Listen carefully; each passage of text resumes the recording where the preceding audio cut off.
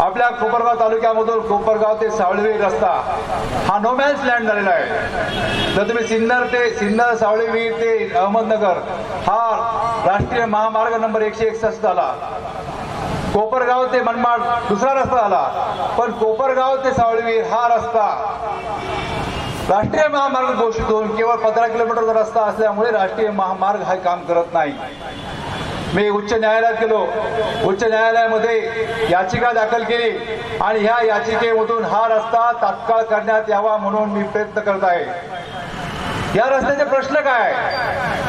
हा state highway आहे, हा state highway to national highway transfer होणार आहे। या 16 किलोमीटर साठी सावळीवीर फाट्याला एक ऑफिस आहे सार्वजनिक बांधकाम विभागाचं, तिथे एक अभियंता, 2 क्लर्क, 2 शिपाई असा 5 जणांचा स्टाफ आहे, परंतु गेल्या 4 वर्षामध्ये हे ऑफिस कधीही उघडलेलं नाही। या ठिकाणी कुठलाही माणूस कार्यरत नाही, परंतु हे पाहण्याचं कुठल्याही लोकप्रतिनिधीला वेळ नाही।